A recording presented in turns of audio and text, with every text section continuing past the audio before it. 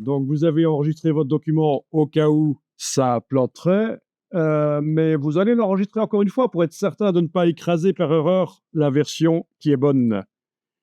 Quand je dis au cas où ça planterait, c'est au cas où il y aurait une erreur de conception pour la suite, là, puisqu'on est en train de faire des tests et vous découvrez. Alors, c'est pas évident du tout. Voilà.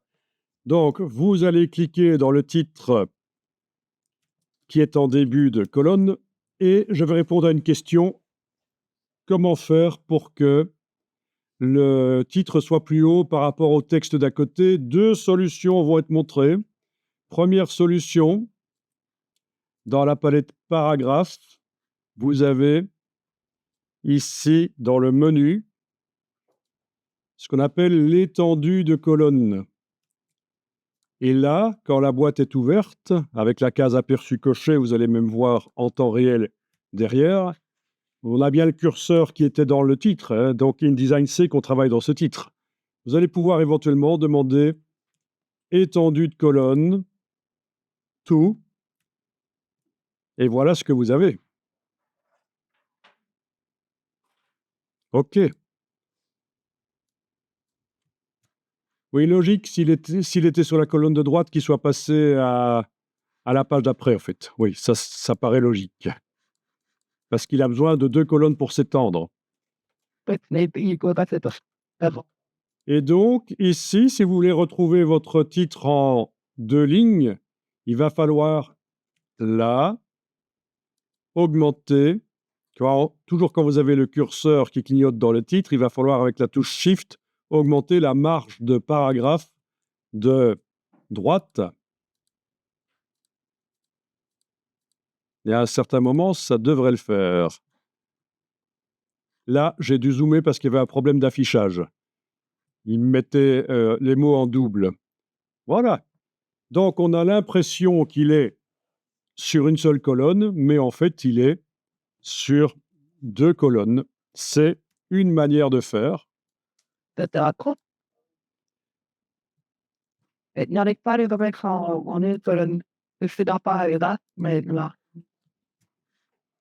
Alors, le titre est quand même fort proche du texte, donc tant qu'à faire, après avoir fait l'étendue de colonne et lui avoir mis une marge énorme, je vais gérer un peu l'espace après paragraphe, dans la palette paragraphe.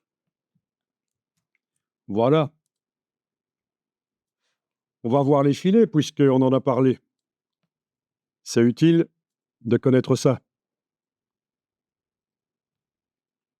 Menu de la palette paragraphe, donc je ne l'ai pas répété, mais je suis bien sûr avec quelque part le curseur texte dans le paragraphe pour que InDesign comprenne que je travaille dans le paragraphe. Il n'est pas utile nécessairement, quand vous voulez modifier un paragraphe, de tout sélectionner, comme ça. Non, ça, c'est pas utile. Le simple fait d'avoir le curseur qui clignote dans le paragraphe, c'est bon.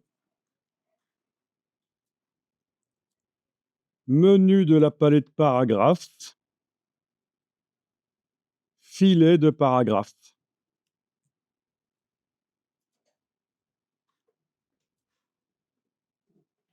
J'ai choisi le mauvais, j'ai ripé, filet de paragraphe. Voilà. Alors, regardez si vous enclenchez. D'abord, on va vérifier, est-ce qu'on a une case aperçue qui est cochée? Non, on va la cocher. Si c'est grisé, les cases aperçues, c'est que vous n'avez aucun objet qui est sélectionné. Oui, c'est comme ça. On va cocher filet au-dessus.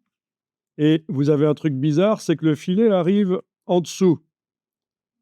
Il faut jouer sur la valeur de décalage. Décalage, là, voilà.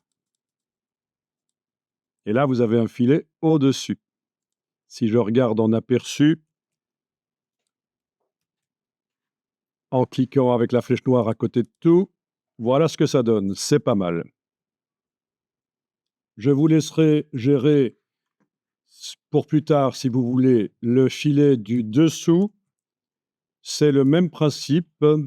Quand vous serez avec le curseur dans le paragraphe, menu de la palette paragraphe, filet de paragraphe, et on peut enclencher en plus ou à la place, ça dépend, ça se choisit, le filet du dessous, quand vous le cochez, il apparaît en dessous et puis il y a le décalage à régler, évidemment. OK. Donc, vous faites l'un ou l'autre ou les deux. Vous avez juste eu l'information sur le piège, c'est que quand vous enclenchez le filet du dessus, il apparaît en dessous du texte, en fait. Et il faut absolument jouer sur le décalage. Moi, c'est là-dessus, d'accord. Alors, ton filet du de quoi? Du dessous n'apparaît pas? Est-ce que tu es allé l'enclencher dans ici? Est-ce que tu es passé de filet du dessus à filet du dessous et coché ceci? Oui? Il n'apparaît pas. Ah, je vais venir voir pourquoi. Euh, Essaye de zoomer en avant, en arrière, c'est peut-être un problème d'affichage. Ça arrive parfois avec certaines cartes graphiques. Un petit Alt roulette, option roulette, ça peut aider. Au niveau des filets, on peut en mettre des doubles, on peut faire en sorte qu'ils soient sur la largeur du texte seulement et pas sur toute la largeur de la colonne. Je vous laisserai tester. Donc, la couleur du texte, on peut choisir. La couleur du filet, je veux dire, on peut choisir. Actuellement, c'est la même couleur que le texte. L'épaisseur, la largeur, toute la colonne, enfin les deux colonnes dans ce cas-ci, ou le texte, le type de filet. Mais bon, voilà. Après, c'est des tests, c'est pas difficile. Bien, eh bien, on va en faire un style de paragraphe une fois que c'est bon, hein.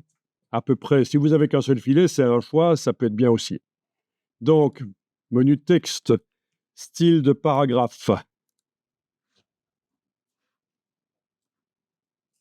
Je demande de faire un nouveau style de paragraphe. Et je vais l'appeler titre second niveau avec filet.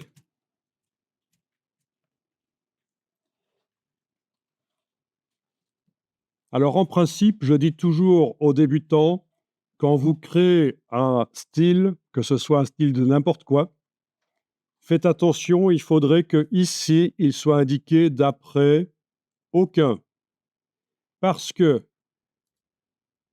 parfois, il est indiqué un des styles déjà existants là. Ça veut dire que c'est du parentage de style. Ça veut dire que si je modifie l'ancien style de second niveau, il va modifier le nouveau que je suis en train de faire. Style parent, style enfant. Et donc, pour les débutants, je leur dis, mettez toujours d'après aucun ici, comme ça. Vous n'aurez pas de surprise. Quand vous allez modifier un style, vous n'aurez pas un autre style qui va se modifier sans comprendre pourquoi. OK. Et je peux appliquer au paragraphe dans lequel je travaille, là, je peux lui appliquer le style qu'il vient de créer. Titre second niveau avec fil. Voilà. Allez, voilà l'occasion de redémarrer sur la suite de l'exercice. Vous allez trouver un endroit où vous avez un titre à l'ancienne. Bon, je vais le créer. Sur la page d'après.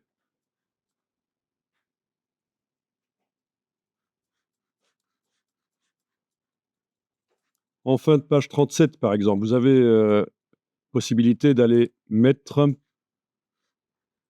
un paragraphe vide.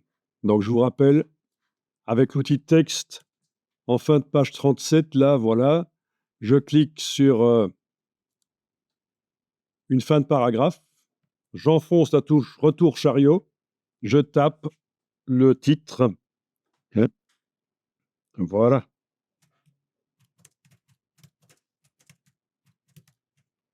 N'importe quoi. J'applique le style titre de second niveau, celui que vous avez chargé de l'autre document, pas celui que vous venez de faire. Mais oui, vous pourriez appliquer celui que vous venez de faire. Voilà, et vous avez donc sur la page suivante un titre affilé, comme ça. mais c'est celui-ci que j'aimerais appliquer, celui que nous avions chargé de l'autre document. Et je vais vous montrer comment régler le problème, la question que vous aviez, comment faire en sorte que le titre paraisse plus haut. Note. En fait, un paragraphe qui commence un bloc qui est au-dessus, on ne sait pas le faire monter. Le réglage d'espace avant, ça marche pas. Donc, il y a une solution que je ne vais pas vous montrer ici qui consiste à mettre un paragraphe vide avant qui ne va servir que à régler l'espace en négatif, mais on ne va pas le faire ici. Ce qu'on va faire, c'est qu'on va passer par la palette caractères.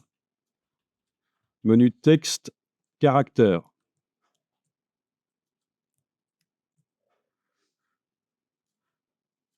Et on va sélectionner tout le titre et sa balise. Dans la palette caractères, vous avez ceci, le décalage par rapport à la ligne de base. Et vous pouvez jouer là-dessus pour faire remonter le titre. Donc là, on est bien sur le titre qui est sur une seule colonne. On a redémarré de notre document. Voilà, palette caractères. Je vais peut-être jouer un peu aussi avec l'interlignage, la taille du caractère. Mais en tout cas, voilà, vous voyez que techniquement, il est possible de le faire monter en dehors du bloc.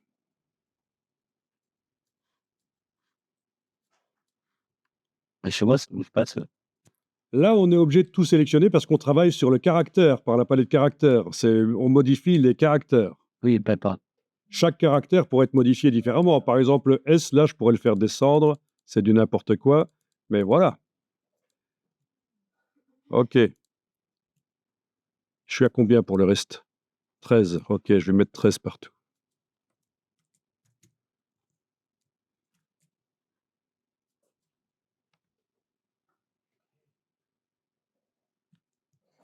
Donc, ça répond à ta question.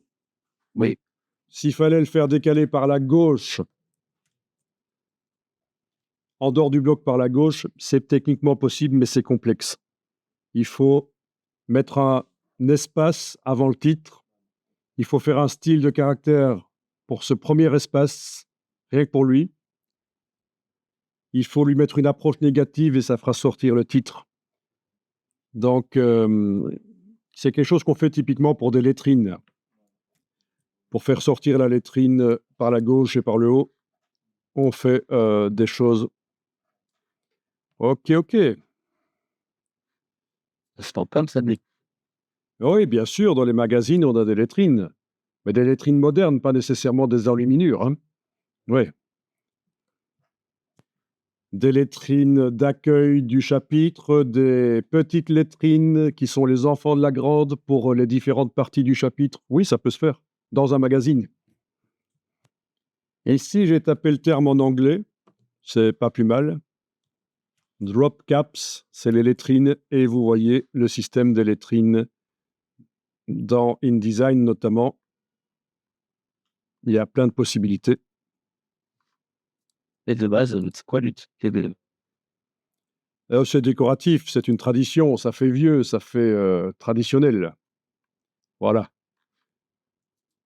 Si j'indique que je veux voir des lettrines dans les magazines, est-ce qu'il va me montrer un magazine avec des lettrines? Peut-être ça. Ça c'est un éditorial ou un truc du style. Il faut que je voie. Voilà. Une lettrine particulière qui a subi un traitement pour sortir du bloc. J'ai une vidéo qui vous explique comment faire des lettrines. Une lettrine secondaire ici. Voilà. Franchement, c'est du InDesign avancé, donc je ne vous conseille pas de vous lancer dans les lettrines, dans ma vidéo sur les lettrines dans InDesign. Il vaut mieux être à l'aise avec InDesign. D'autant qu'on peut faire autrement des lettrines. On peut les faire comme ceci, par exemple. En faisant un bloc texte sur le côté, en collant un caractère, Vous avez deviné hein, ce qui va se faire. Voilà. En mettant le bloc en habillage, menu fenêtre, habillage de texte, comme ça ou comme ça, en déplaçant au-dessus du texte, sauf que ça ne va pas suivre le texte, évidemment. Mais enfin, ça peut être une méthode facile pour faire des lettrines. Juste une lettre dans un bloc. Et l'avantage, c'est que vous pourrez faire des lettrines qui ont été faites dans Illustrator ou par intelligence artificielle, parce qu'on peut demander maintenant, depuis quand même quelques temps, à l'intelligence artificielle de générer des caractères.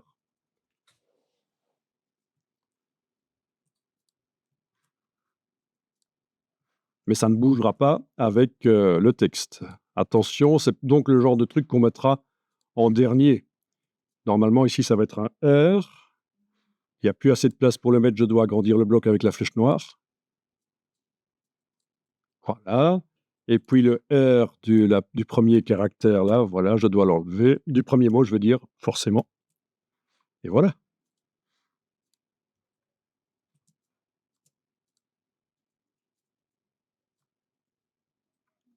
Bon.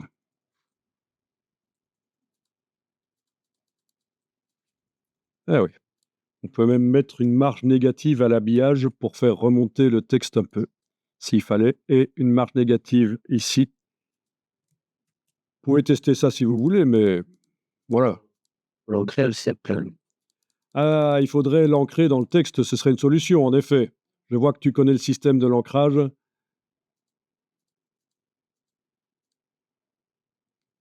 Donc, il faudrait l'attacher dans le texte, cette fois-ci, pas sur son paragraphe à elle, mais en tant qu'objet ancré. Les objets ancrés, c'est encore autre chose. Tu connais les objets ancrés? Tu as vu à peu près? Ouais, c'est ça comme ça. Ouais, ah bah oui, c'est ça. Il faut l'ancrer en tant qu'objet, objet ancré, pour que ça suive à ce moment-là le texte. Oui. Ah, ça devient compliqué. Moi, je vous conseille de faire ça une fois que le texte est mis en place, éventuellement, si vous voulez absolument votre lettrine. C'est une solution.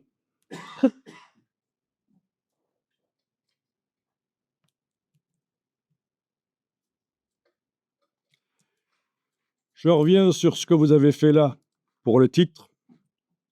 Attention, quand vous faites du décalage de la ligne de base, c'est sympa, sauf que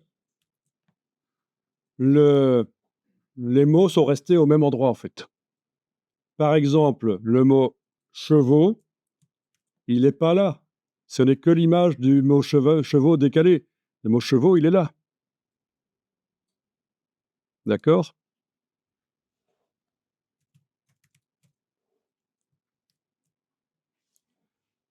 Donc, oui, c'est bizarre, mais c'est comme ça.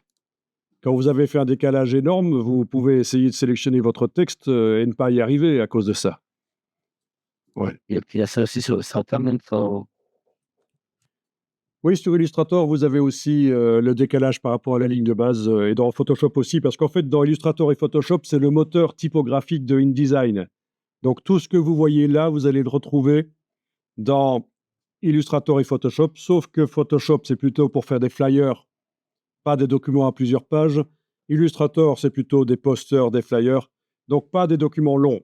Le document long, c'est InDesign, c'est sa spécialité, mais au niveau des palettes de caractères et paragraphes, etc., ce sera la même chose. Et alors, il y a une astuce parce qu'on va vous dire qu'il ne faut jamais faire du texte dans Photoshop parce que c'est flou, parce que c'est des pixels. C'est faux, bien sûr. Il suffit d'enregistrer le fichier Photoshop au format Photoshop PDF et vous aurez un PDF où les pixels des images seront évidemment des pixels. Par contre, les textes seront des vecteurs dedans. Donc, ça va s'imprimer net. C'est ça l'astuce. Donc, si on vous dit qu'il ne faut jamais faire du texte dans Photoshop parce que c'est flou, les choses ont changé. On n'est plus dans les années 90, voilà. Photoshop. Donc, dans la liste des formats dans lesquels on peut enregistrer les images dans Photoshop, il y a Photoshop, il y a Photoshop PDF, Photoshop EPS, ça vous n'allez pas l'utiliser, sauf si vous avez une bonne raison. Il y a Photoshop document grand. Enfin, il y a plein de... Je ne vais pas y aller, mais croyez-moi, dans la liste, il y a le format Photoshop PDF. C'est celui qui vous sauvera quand vous faites du texte dans Photoshop. Voilà, je vous laisse éventuellement faire au départ de ce paragraphe dans lequel il y a le curseur qui clignote. Je vous laisse éventuellement faire un style au départ de ça. Donc, vous vous souvenez que tous les styles que vous faites, vous pourrez les réimporter dans d'autres documents pour les réutiliser. C'est assez intéressant.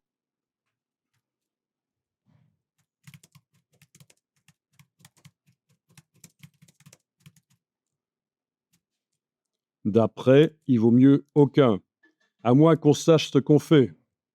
Bien sûr, c'est très utile le parentage de style, mais pour les débutants, ça peut être perturbant. N'hésitez pas à enregistrer quand votre document il est bon.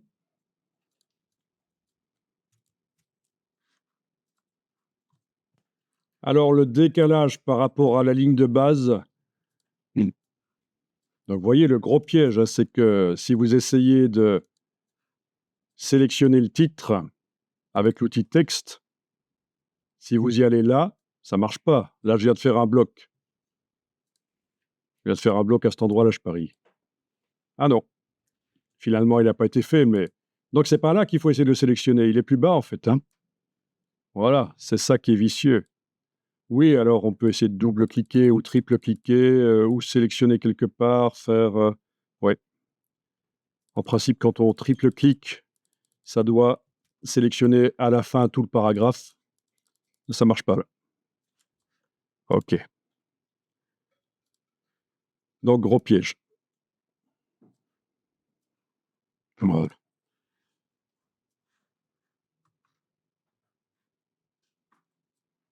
Et alors, vous allez parfois entendre le terme parangonnage. Donc, vous allez avoir affaire parfois à des oiseaux qui vont vous piéger, avec plein de termes de vocabulaire, bien sûr, pour vous tester. Donc, quand on vous parle du parangonnage, c'est ce qu'on vient de faire. C'est le décalage par rapport à la ligne de base.